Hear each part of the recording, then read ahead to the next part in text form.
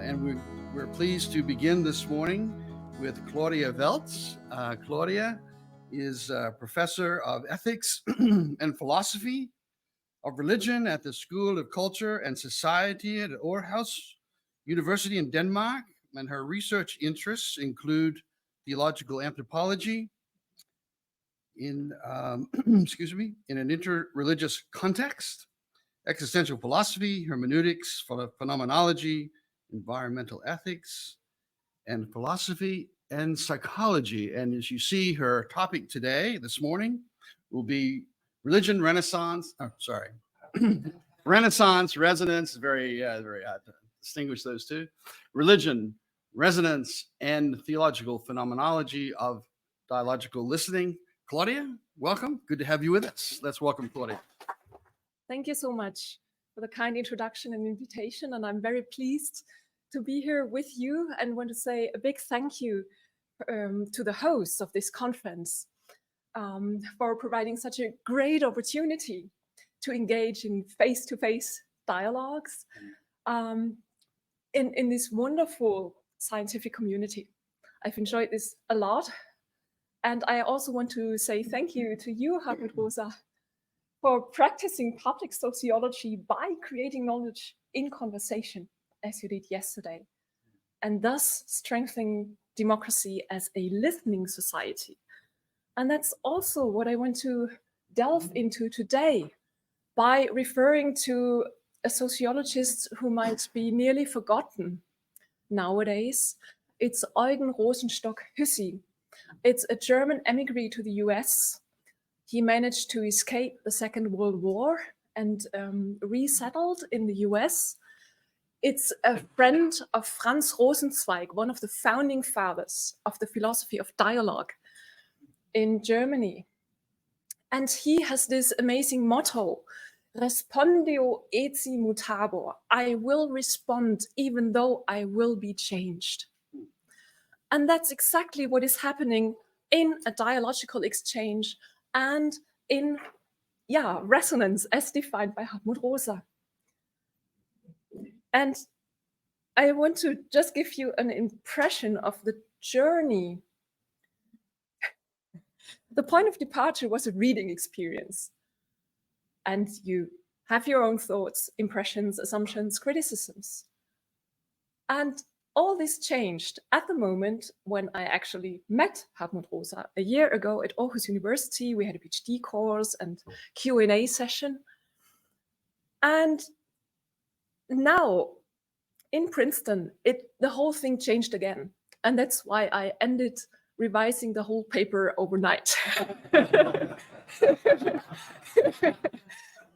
Because in the conversation, new themes are popping up. And I was so happy that also the theme of prayer was popping up yesterday and of the listening heart. And that's what I want to focus on in this, as I understand it, a dialogical laboratory that we are having here. And I can refer here to what Hartmut Rosa has written in his reply to his critics. He's making a Dialogangebot, an offer for a conversation. And it's his declared aim to hold the theory resonanzoffen. That is to accept resonance also in the sense of feedback and criticisms.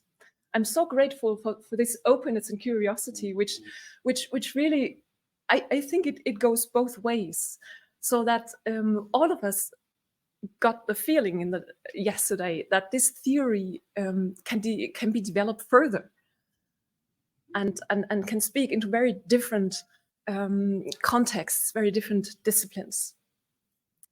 So in what follows, I'll pick up the guiding thread of our dialogue so far and look forward to learning something new from all of you, basically, who are engaged in this conversation. The main sources are 3 books and an interview, which is called Beyond the Echo Chamber. I found this very illuminating. So I'll draw on this interview in between. I want to focus on 3 topics I'll start by the listening heart and the question of whether it's resonance and or responsivity. And then the theological resonance in the God relationship. I have a question mark here. It's on prayer. And the last topic would be relational ontology and the energy in between, both in a social and religious context. So you've already heard yesterday that democracy is in need of religion. I read the German version. I actually was not aware of the fact that the English version is different. I was surprised to see for the first that it's a Spiegel bestseller. And you know, the journal Spiegel is normally very critical of religion.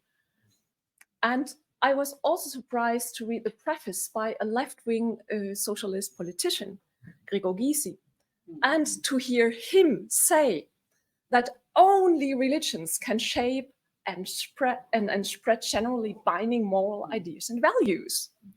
And how come that he says so? And he admits openly that the communist ideas that he was following earlier, they didn't work out. They didn't lead to the good life that they were aiming at. So resonance is introduced as the opposite of alienation, Entfremdung, referring to Hegel, Feuerbach, Marx, and Walter Benjamin. And I also found it encouraging that Hartmut Rosa, in his conversation with Catholic bishops, actually, told them, well, the churches are actually societal agents that can support democracy. So don't downplay your own importance. And as we heard yesterday, the listening heart is the precondition of dialogue and of democracy.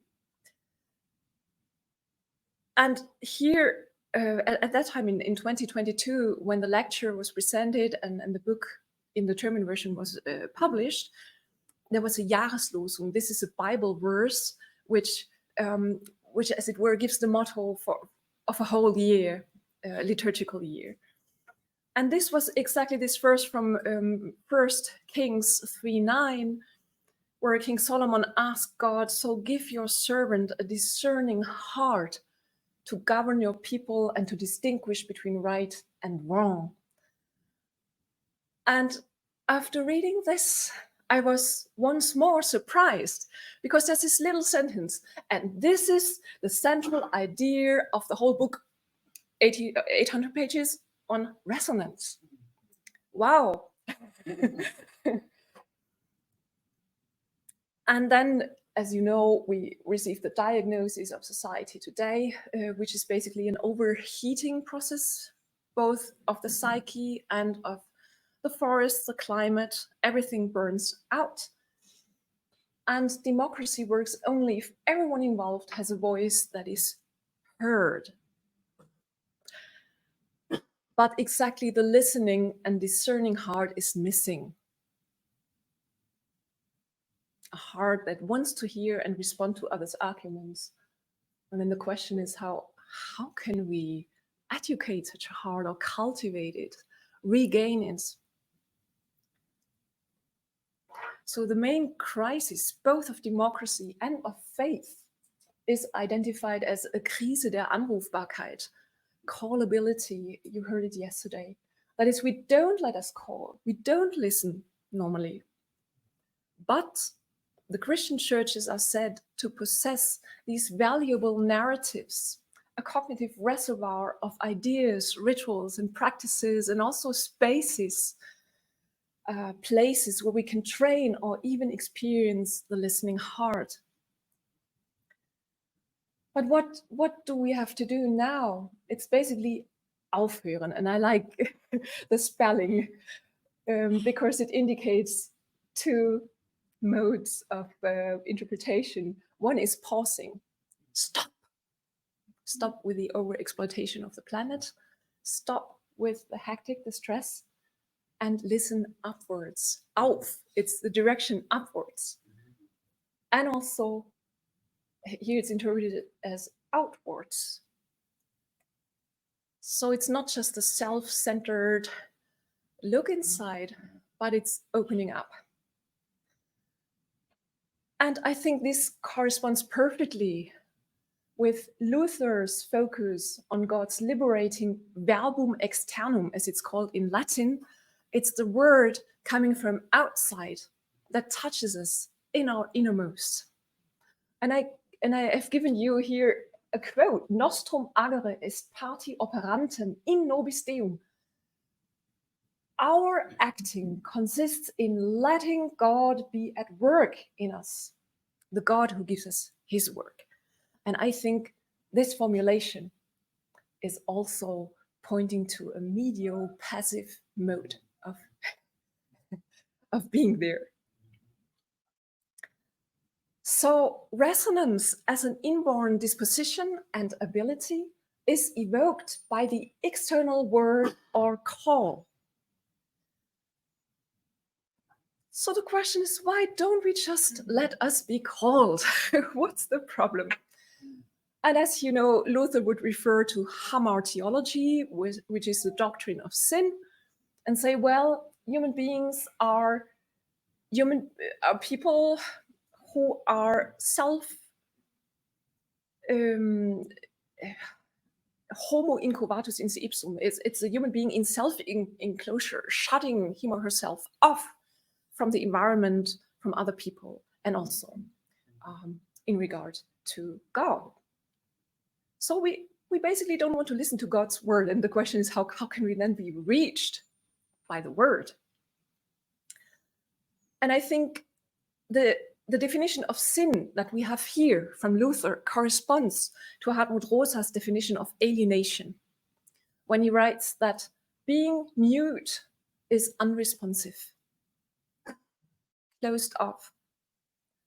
And that's why the first moment in the process of resonance is being affected and being called. And then the second step is experiencing this self-efficacy, Selbstwirksamkeit, in reciprocation with others. But here, the usual meaning of resonance, I've looked it up in the Merriam-Webster dictionary, and it gives us two options. And the main option is that resonance is a vibration and synchronization in a mechanical, electrical, or acoustic system. So this definition shifts to something else, to the quality of evoking a response, which is not merely a physical reaction and adjustment to another frequency. So it's another register that we are in here. And it's then the third moment, transformation. One's thoughts, one's mood are transformed. And of course, we cannot predict whether this happens and when, and what result it will have. And it's here that Hannah Arendt's notion of natality is brought in. Now, I asked myself, Hören und Antworten, stage 2. These are the keywords, the central elements in 20th century philosophy of dialogue. Think of Franz Rosenzweig, it's the one on the right side. Franz Rosenzweig's Das neue Denken, the new thinking, which he describes as speech thinking, Sprachdenken. That you have these face-to-face dialogues. And one person is dependent on the other with his or her response. I can't anticipate what you will be asking in half an hour or so. So we have to wait, take time seriously, wait until the other has responded before the conversation can continue. And together with Rosenzweig, Martin Buber, who taught at Das Freie Jüdische Lehrhaus, the free house of learning in Frankfurt, he was invited to teach there. And from his lectures there, his classic Ich und Du, I and Thou, came up. So it also started with a conversation. And you can see this is about 100 years ago, a bit longer, 1923. And going back to Hartmut Rosa's book, Resonance, I want to give you a quote which goes like this: "The notion that the linking of our physical, affective, and cognitive relationships to the world can be understood as a result or process of mirroring, or rather of resonance, is the underlying idea of this book." One more key passage, and it was here where I had to pause. Is mirroring the same as resonance? Visual and acoustic metaphors. When looking in a mirror, you can see normally you see exactly the same as what stands in front of the mirror. So doesn't the metaphor, at least in some contexts, work against the author's intention? That was the question I had. And then remember the very last slide of Hartmut's presentation yesterday. There you saw a cat looking into the mirror, and what was there? A lion. And I asked him during dinner, what does that mean? Because it was linked to the hope that well, we can, despite all these problems, proceed to a better world. So it seems to indicate some process of transformation.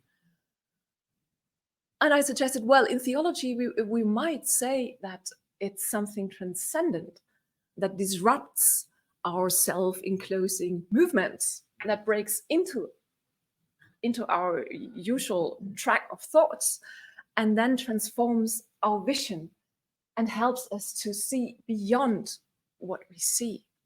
And you know, this is a paradoxical formulation.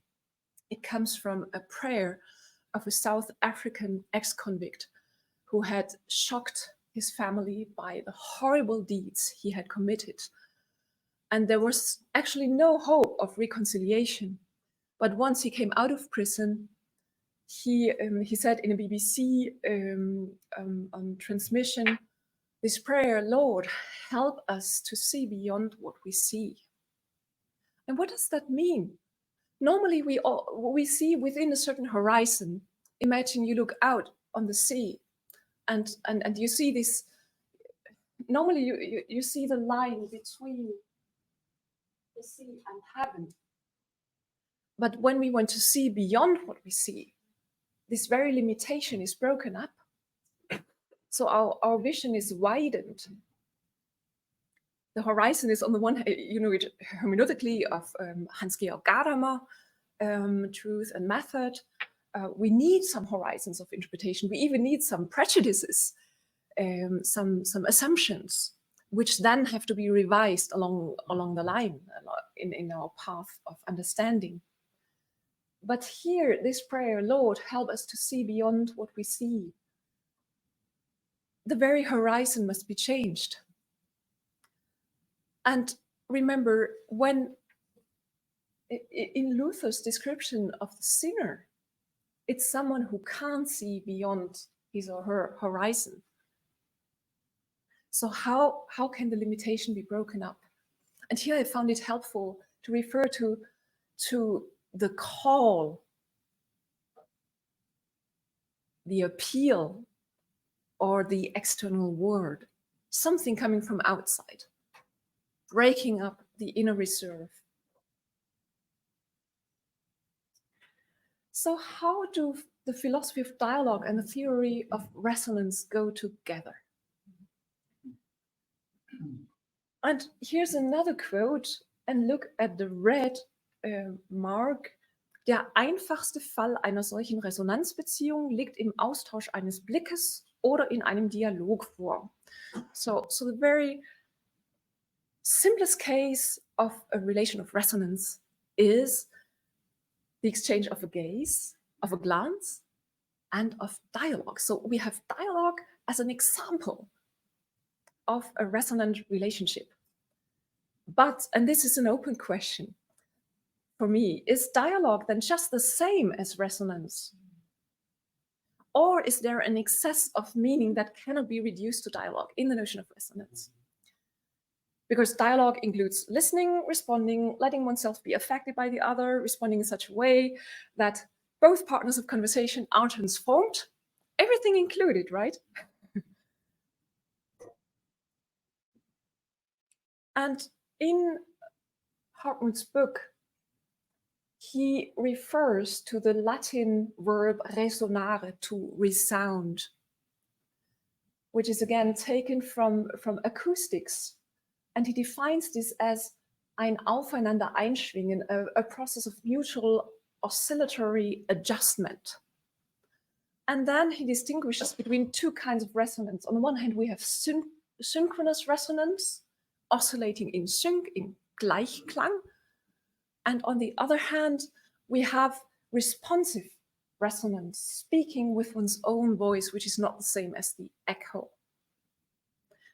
Yet, Responseresonanz, as it is called in German, the second version, might in some cases mix up dialogue proper and bodily vibrations that can be caused by all kinds of stimuli, both by beautiful music and by terrible noise.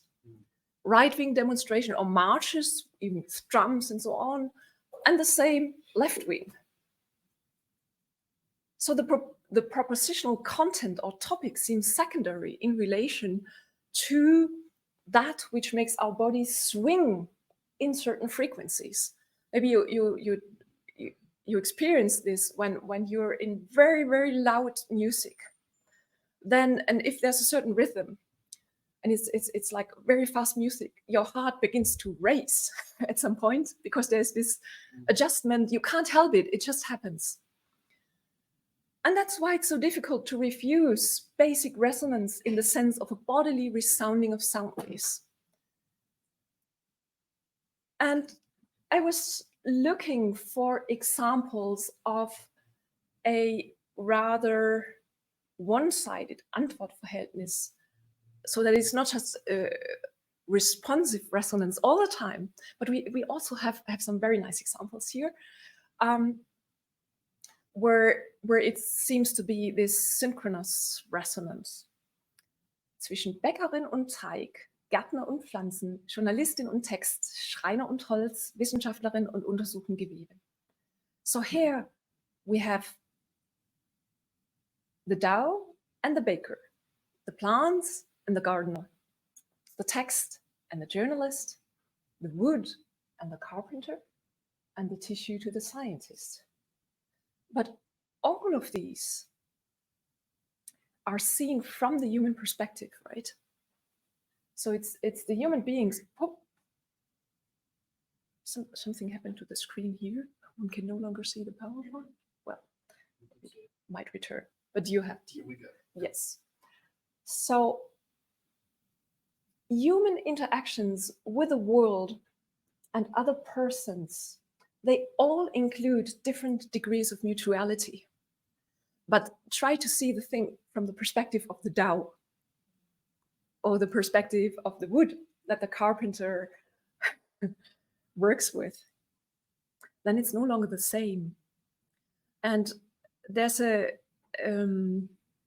philosopher called Hilge Landwehr in Germany who discusses the problem whether resonance always should contain two poles, or whether we also have a kind of resonance including only one side or one pole. And in his reply to Hilge Landwehr, Hartmut Rosa asserts that resonance always involves two poles or sides, both of which are active and receptive at the same time. And that the mere synchronization of movements, for instance, at the conveyor belt, does not yet produce experience of resonance. But again, this is the human view. And the examples I just showed you don't seem to go with this. That the two sides have to act and react upon each other in order to call forth the experience of self-efficacy. And there's another question. It's the German philosopher Bernhard Waldenfels, who is quoted in the Resonance book.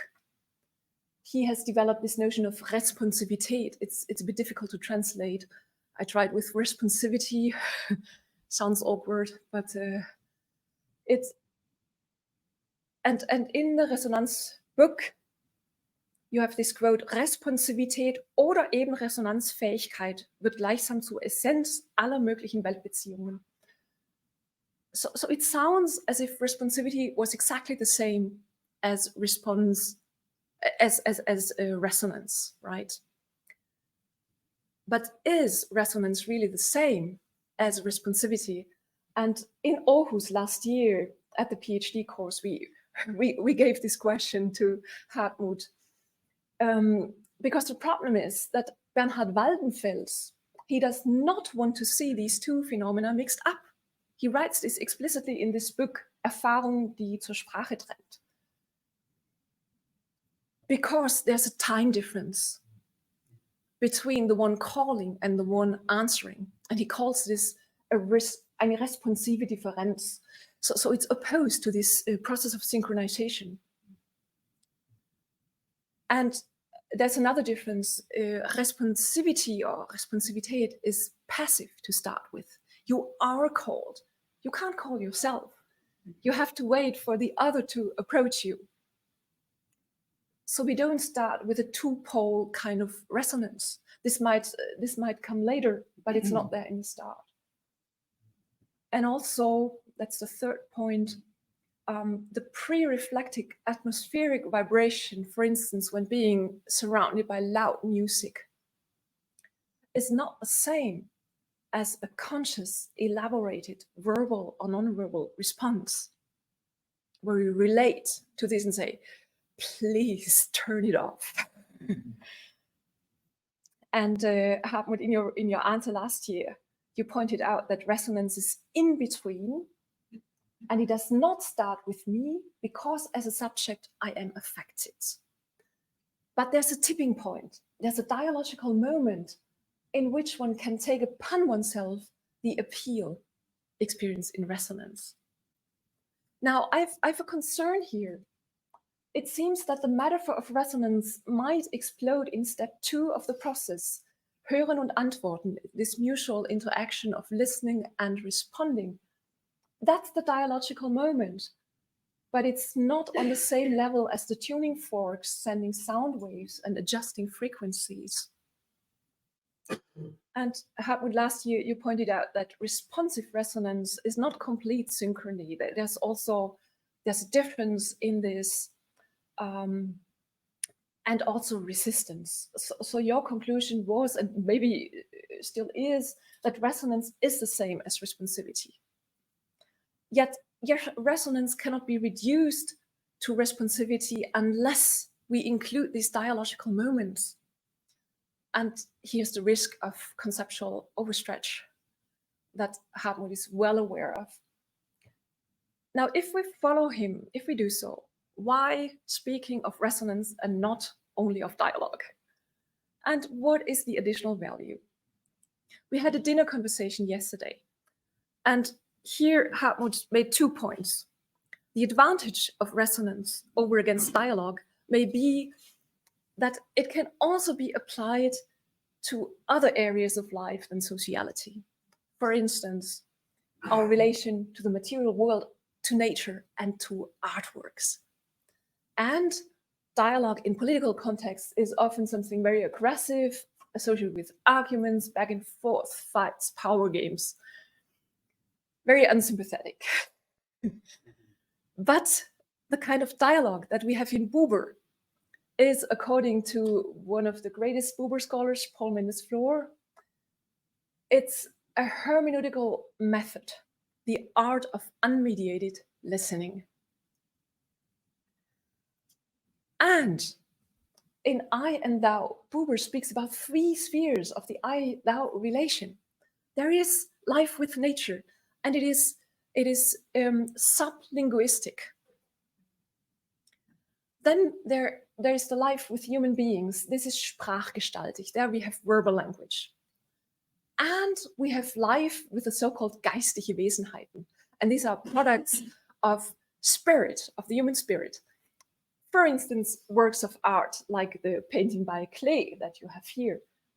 Sprachlos, aber sprachzeugend. So the painting won't approach you and say hi to you, but it has an appeal without words, right? And it creates a new language. And in Martin Buber's little book, he would write that in each of these 3 spheres, we look at der Saum des ewigen Du. This is taken from Jesaja, book of Jesaja, chapter 6, where the prophet would not see God, of course, but he would only see what's it called? The Psalm of God's garment. The hem, yes, thank you. So the encounter with God happens nowhere else than in the encounter with everyone and everything else connected to us through a dialogical relation, according to Buber. So here we could combine resonance and dialogue, right? And what I also find very appealing in Martin Buber's approach is that the separation between a religious and a secular realm is taken away in a very dynamic understanding of divine transcendence. God is not here or above us in heaven, and we are down on earth, and we will never get in touch. No. He can become near to all who call on him. So it's prayer opening up this vertical axis of resonance, if you like. And this brings me to the second point, resonance in the God relationship. And Hartmut, in the last part of your book on democracy, you claim that religious thought provides concepts of resonance not only for this world, but also in terms of connection with another world. And there's this vertical promise of resonance that there's not only the mute, cold, inimieke, no, what's it called? Feindlich, hostile, thank you, or indifferent universe, but eine Antwortbeziehung, a relation of response. And we have another quote of Jesaja here. The Lord says, "Do not fear, for I have redeemed you. I've summoned you by name. You are mine." And that's interpreted as an appeal to resonance. And I noticed that it's exactly the opposite of the motto text in the resonance book, where we have a quote by Heinrich Heine. The stars are still gleaming so calmly and cold, and a fool waits for an answer. It was illuminating for me to read in Hartmut's response to his critics that, it's actually romantic irony in play here, which is meaning and not meaning it. So it's a starting point, but we are of course craving for an answer, even though it might not always be there or always be felt. And now I would like to play something for you. I hope that works.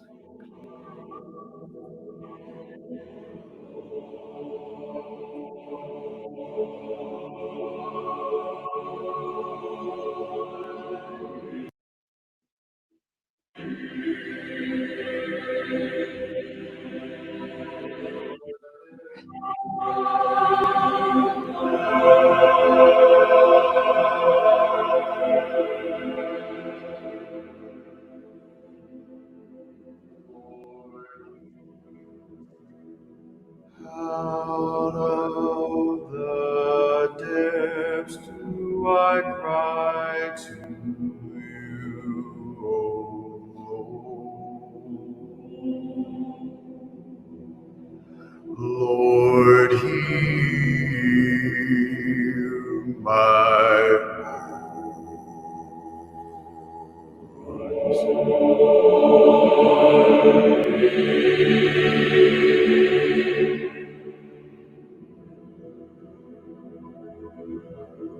Let your ears be attentive to my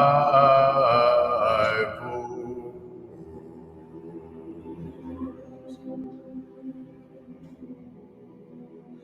In my supplication, my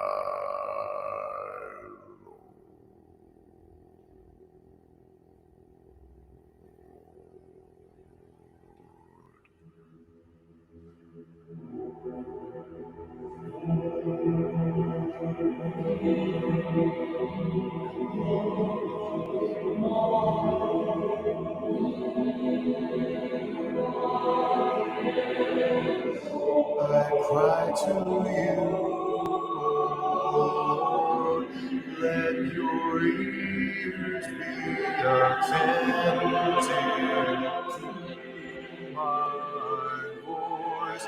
I cry to you, I cry to you, I cry to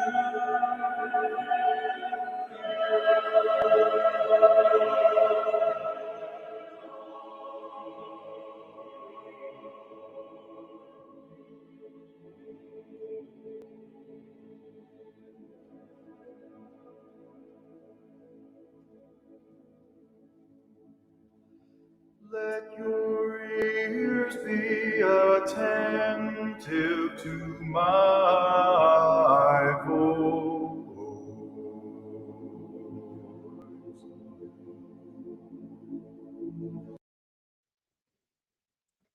So here you have the cry out of the depth,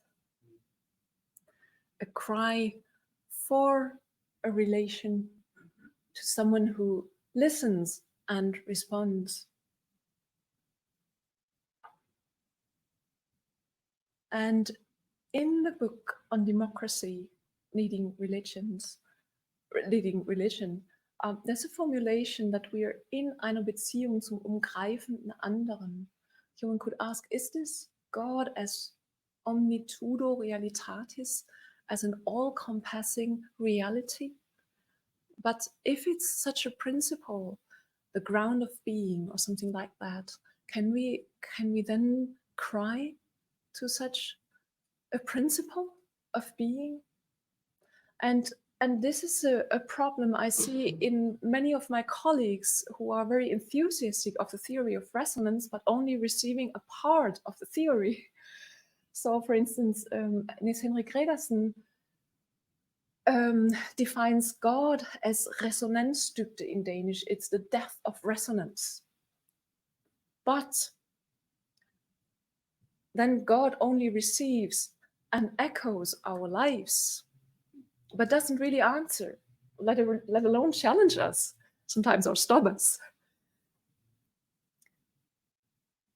And Hartmut, last year we asked you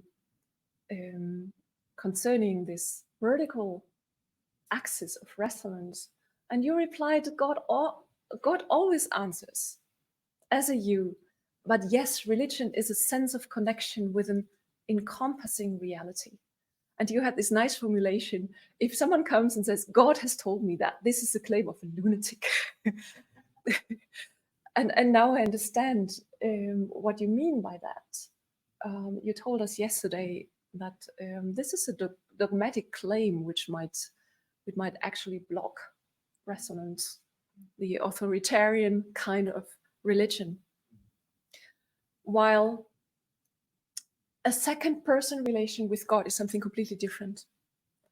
And Martin Buber is known to have said, if believing in God means relating to him from a distanced third person perspective, as in theology sometimes, talking about God all the time, a perspective which objectifies God, then Buber does not believe in God. By contrast, if believing in God means saying you to God, then Buber does not then Buber wants to believe in him, or say he believes in him. And I think this corresponds also to the Lutheran credo that we are coram Deo, before a God who is taken to be someone we can direct us to, not just a ground of resonance. And here's another psalm. You hem me in behind and before, and you lay your hand upon me. And we have many more examples in the book of Psalms and elsewhere in the Bible. Here, I only want to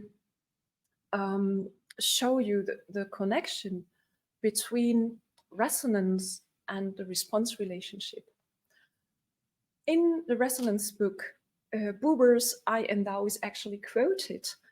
And the sentence quoted is, Im Anfang ist die Beziehung. In the beginning is relation. That's a variation of John 1:1. There it is the logos. And Buber translates this into relationality. And two different attitudes, two different kinds of relation. One is the I-thou encounter, and the other is the instrumentalizing, reifying I-it relation. And that is in Hartmut Rosa's book interpreted as a description of a resonant versus a mute relation. God, Buber's eternal Thou, is described as Fluchtpunkt allen Resonanzverlangens and Ursprung aller Resonanzsehnsucht. So all our desire for resonance aims at this eternal Thou, and it's also the origin of this desire.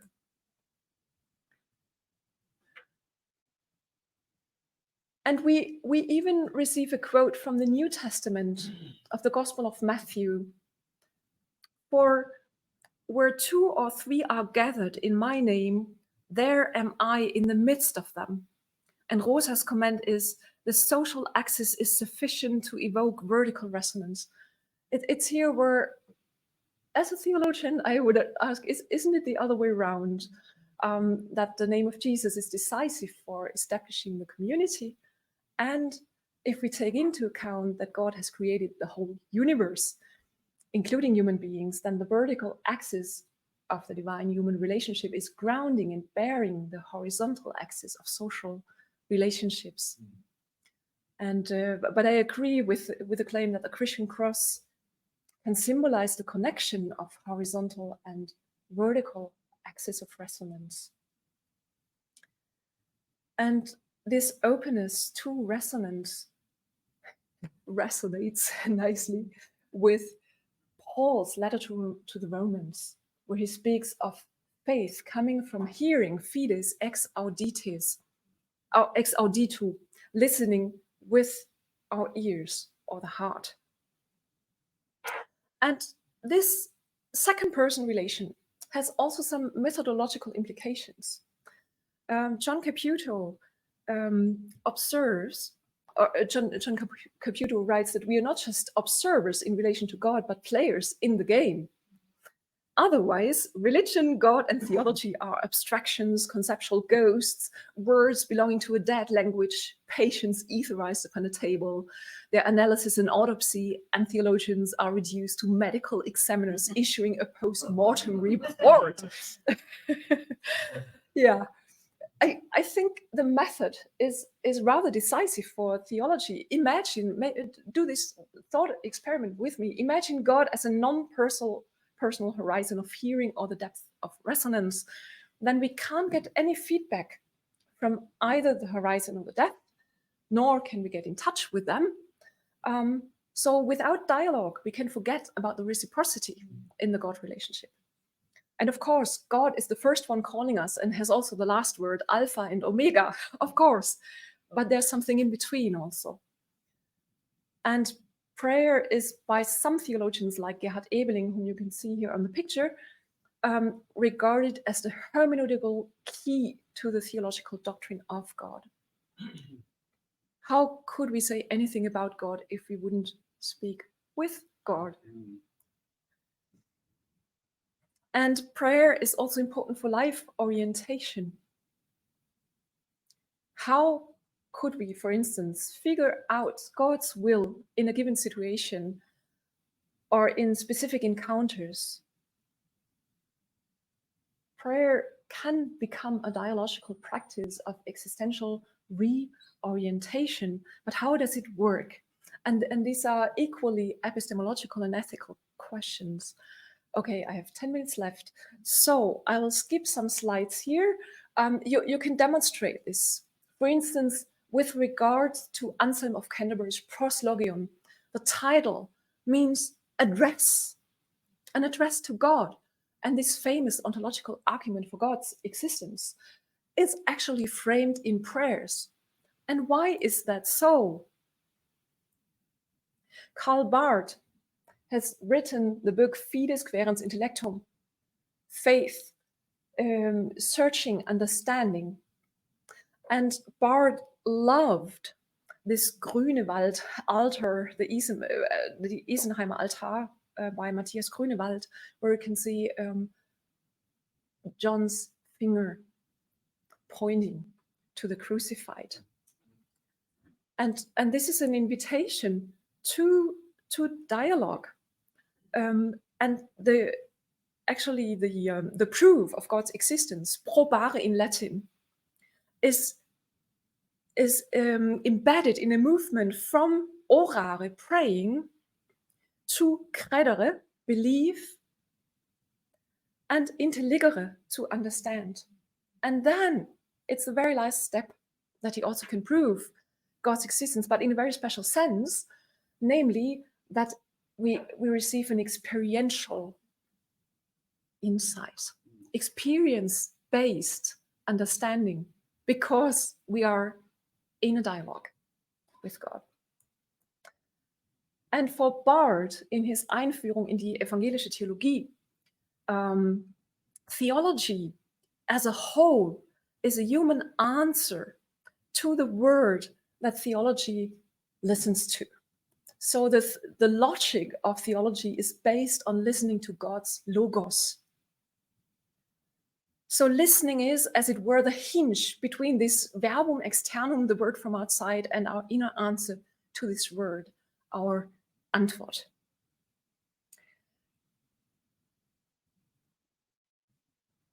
And yeah, Andy said yesterday, no presentation without a quote by either Luther or Bonhoeffer, and we didn't get the Bonhoeffer quote yet, so this is my task. And it's something about listening. The beginning of love for others is indeed learning to listen to them. He writes that in Gemeinsames Leben, Life Together, a book which was published in 1939. After his theological seminary in Finkenwalde was closed by the Gestapo, and some of his students were arrested. And the question was, how could they serve each other in a Christian community? And this is also very important for establishing a listening society. So spiritual care here unfolds as a ministry of listening, which in turn is based on God lending his ear and giving us his word. And God is actually defined as the great listener. Now I skip a lot of slides here and get back to Hartmut's book on resonance. Here he writes that the decisive trait of God is seine Ansprechbarkeit. God can be addressed. And prayer can create Tiefenresonanz. Yesterday in the discussion, we had the example of this small talk, which is just about superficial trivialities. So how can we get into depth? And the Bible is interpreted as the basis of resonance theory. We have also Jesus' cry of dereliction on the cross, and many other cries also in the book of Psalms. For instance, the cry De Profundis of the depth that we just heard in music. And the promise, there is someone who listens to you. who understands you, and who can answer you.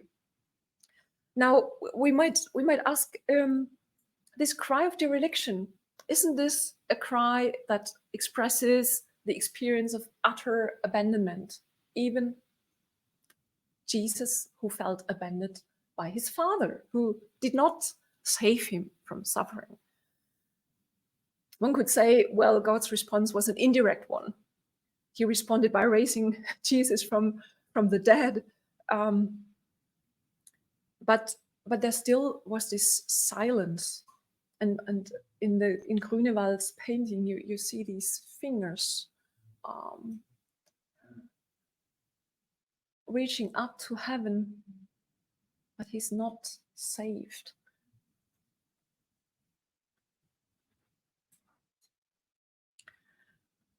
So how can suffering be processed in prayer? Here we have two images.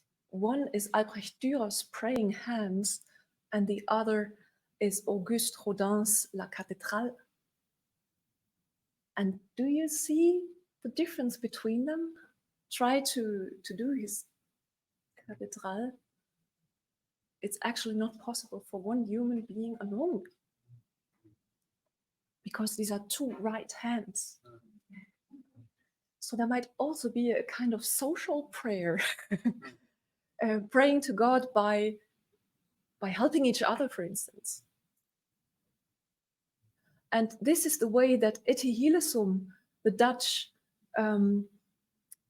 lawyer student with Jewish background who was killed in Auschwitz, this is her way. And she found consolation in prayer. She would, in her diaries, write of resting between two deep breaths and feel safe and protected, and thought how strange it is wartime, there are concentration camps. But nonetheless,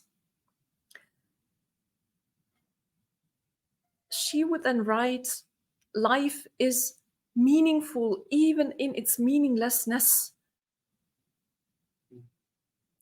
And there comes a formulation which sounds difficult for Lutherans. She wanted to help God. I shall try to help you, God, to stop my strength ebbing away. You cannot help us, that we help you to help ourselves. We must help you and defend your dwelling place inside us to the last. And here we have the idea that God answers our prayers by giving us this new strength so that we can bear what we have to go through. And Etty's self-transforming prayer was, turn me into your instrument. So it's a kind of mediated action, a self-surrender to and cooperation with God. I think I work well with you, God, she wrote, that we work well together. God, I thank you for wanting to dwell within me. I thank you for everything. So it's also gratitude here. But this kind of prayer is a task of a lifetime. And we can't pray ourselves out of our tasks, out of our duties, as it were, in regard to other people, but we are equipped for this task in prayer. And her prayer was ultimately transformed from a separate act to a life-changing attitude, from a prayer for help to prayer as help. Even though she was killed, but she understood her life as a continuous conversation with you, my God, and as a movement from confusion to clarity, from despair to confidence, and from turmoil to calm. Yeah, let me say a few words on relational ontology and then I will be done. You gave us this beautiful example, Hartmut. The dance is best when you cannot say who is leading. And this is again an image for the priority of the in-between that is both active and passive. And there's one person, Madeleine Delbrel, who actually used the image of the dance in her prayer, which is called Le Bal de l'Obéissance, obedience as a dance, where the dancer follows the other with joy in an interaction that involves reciprocity. And she distinguishes this from the military images, where we just follow God along in a march, and life shouldn't be this gymnastic exercise, but a dance in the arms of God. I skip some slides and move directly to this one here. Where would you locate the capacity for resonance and responsibility on a scale between passivity and activity? This is a slide you will recognize, Hartmut. We had this in Aarhus last year. And you answered, there are moments of being totally active and totally passive. And resonant agency lies in the middle of the spectrum. I'd be curious whether this still is your thought about this. That it's both activity and passivity. And where do we find such a duplicity of attitudes where it's mixed together? I think we find it in Gelassenheit, the attitude of letting be. Perhaps even the paradox of doing everything in order to be done with stress and to-do lists, etc., and just resting in serenity and tranquility. And this may correspond to the guitar model of the self that is open enough to get affected, but close enough to sound in its own voice. And look at the contrast to this book that I found at a Labyrinth bookstore. It was lying outside, Minds Wide Shut. How new fundamentalisms divide us. That it's exactly the opposite. And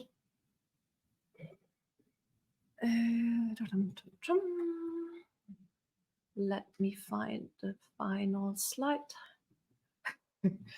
There are a lot of discussions here that we don't have to get into now. Let me stop with Kierkegaard. You heard about Hartmut's monism, that resonance is the only criterion of good life. But what if there are conflicts of resonance? And yesterday evening we again had this conversation, and he said he wants to stick to this attitude, right? But I want to say there are two ethical control questions according to Kierkegaard. And this is, how is the quality of action or of a decision in relation to others? Is it done in or with love and respect? And that's one decisive thing. And the other is, can I avoid double-mindedness? Can I want it wholeheartedly? And if I can't want something with all my heart and all my soul and all my willing, then it's probably the wrong decision. I feel we're having a discussion about this. Let me hop right to the last slide. There's one thing we agree about, Stephanie. Oh, I went too far. Okay, how can I? Well, the yardstick of life lived well is listening and responding. Eine bessere Welt ist möglich is the very final sentence in the Resonance book. But der Maßstab ist nicht mehr das Beherrschen und Verfügen, sondern das Hören und Antworten. So the yardstick of life lived well, of gelingendes Leben, is listening and responding. And in this way, the theory of resonance seems intrinsically connected to a phenomenology of biological listening based on the hearing and discerning heart. Thanks for your attention and patience. Well, I think one of the first questions, Claudia, is can we get access to that slide deck? Is that possible? So if we could figure out a way to make that. Put through some slides, we were trying to speed read. That was a wonderful.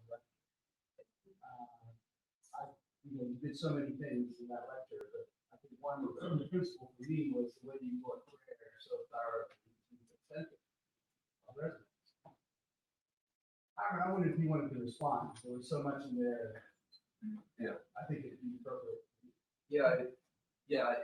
Thank you very much from my side too. It really was incredibly rich, and there were many things I'd like to talk about. I mean, the one we touched upon like yesterday already. I mean, maybe I started with two small things and then with a big thing for me, right? So this maybe not small, but you asked about the relationship to dialogue. Why don't call it dialogue, or what's the difference? And the other question was about the responsivity, right? Maybe I can start with the responsivity or responsibility, right? I mean, which is another word there. I really think the difference is there is a certain difference, because responsive, I mean, I am responsive, right? I think responsivity is a kind of subjective state, like responsibility, right?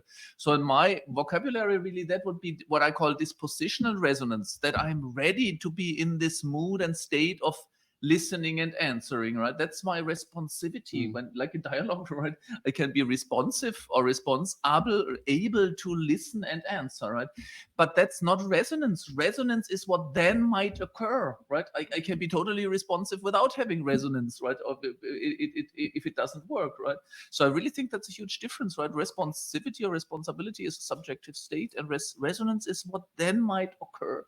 But, you know, I always say resonance is in between. I would say responsivity is not in between.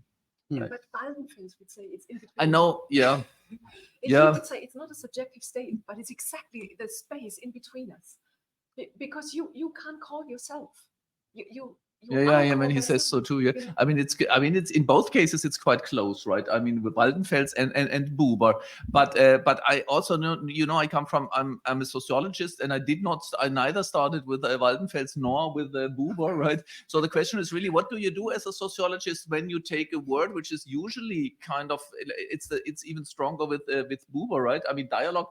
I mean, you know, when you already start with his conception, which is, by the way, grounded in theology, right? I mean, as a sociologist, I better should not start with a kind of eternal theological insights. But I mean, you know, the was a philosopher of religion. He didn't want to be. I know, yeah. I come to. I'd like to come back to that in a moment. But you know, I mean, even you actually said at one point, you had it on the slides. I'd like to have these slides too, right? They're really inspiring. That it's a kind of dialogue is a conscious. I mean, at least it said so. Yeah, let alone you said it's not conscious. Resonance might be kind of almost mechanical, right? You said in some sense. So it's not conscious, let alone dialogical, right? So I would clearly say, but that's what I mean with resonance. It's not always conscious. I mean, definitely, right? Our bodies resonate. I mean, that's very important for me, right? For me, it's and I think even in the mere word, it's logos. It's language and reason, right? And I definitely want to go below this with the resonance. But when Buber is in dialogue with a tree, for instance. Yeah, no, yeah, that's the interesting stuff. Yeah. But that's what I meant. I mean, you know, I mean, by the way, I mean, the story is really this, that I developed this resonance theory out of the sources I was working with. Taylor is one there, right? But many others, and my own thoughts were some. And then when I had written the resonance book already halfway through, when someone said, well, did you ever read Buber? And I said, no. And then I started to read it. And it's really true that for a moment, I thought, well, I don't have to write my book because Buber did it, right? So now I don't want to create an artificial gap. It's totally different what Buber does. No, it's not. It's very close, right? But nevertheless, I think his conception of dialogue is very specific. It's not what you normally understand in dialogue when you come from political science and sociology, where I come from, right? So it wouldn't seem like a good idea for me to call the thing dialogue.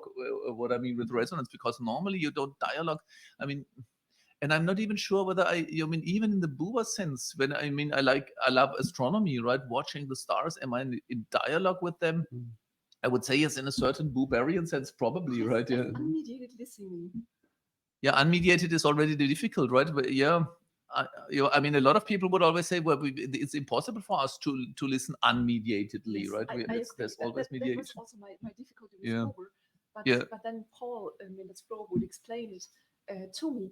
What you do away with is your Vorstellungen, your imagined, what you Yeah, were but that's imagining not about true. the stars. For instance. But that's not true. I think that's impossible. I mean, I love the other thing is I love the stars or the mountains. But when I try to get in resonance, and I really, the interesting thing is I live in the mountains. It's quite high up, and there's no urban light pollution, so it's quite nice to watch the stars. And I find this really interesting. I mean, that's sociologically interesting. A lot of people, or the people I know, I sometimes do it for tourists too, right? And they always say, "Oh, you can do astrophotography. You can connect it to your computer and then watch it from your computer." And I always think, how stupid, right? I mean, that's definitely not.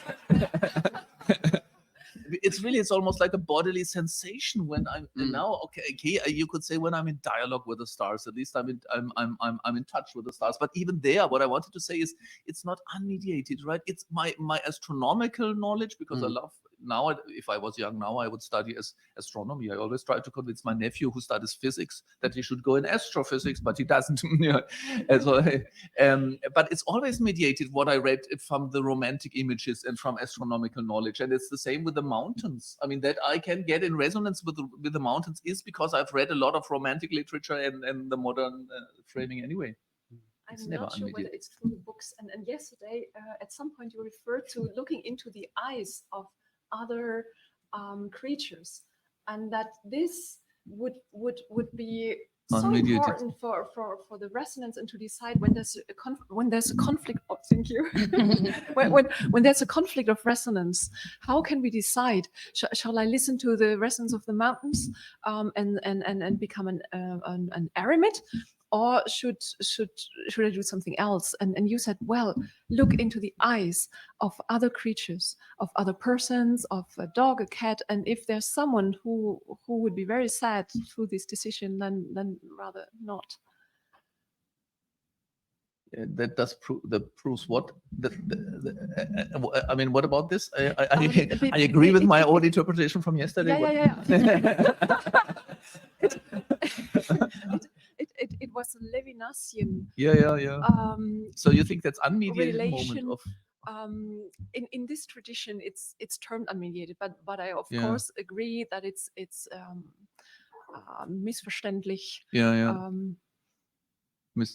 ambivalent, misleading, whatever. Levinas would also say when looking into the eyes Yeah. when you're face to face with another creature, Yeah. there's not something conceptual between you. Yeah, I agree. Yeah, well, I don't know. I don't know. I don't have to have the answers to everything, right? I think I would say maybe that's true really with the eyes of the other. I would try to agree with that. But when I watch the mountain, I really think it's not a kind of natural reaction to the mountains. I believe, right? At least I'm not sure, but I want to get to the really important point. Because you really open my eyes to something which I always wondered. I wondered about a bit, because when I'm asked whether I'm Christian or religious, then I always feel a slight hesitation. I mean, for a long time, I always refused to answer it. I really thought I can't answer it. I don't know. And this I found somehow strange, right? And I wasn't aware of this, what you showed today. I mean, it's because it's the absolute truth for my personal life, right? I wasn't even completely aware of it, but I would really say it's kind of confession, right? I'm in a kind of constant prayer, talking to God. I think that's what I got. As I said, I had a very religious upbringing, but it was in a Hinduistic group, right? But God was a kind of experiential reality. So I really, even to this day, I kind of constantly talk to God. So I think it's in the you relationship, right? I'm a deeply Christian and religious. But when I turn sociologist and people tell me, are you a believer? Then I really I don't know. I mean, what does that mean? What do I believe in, right? What should God be? I'm not even sure whether he is there, right?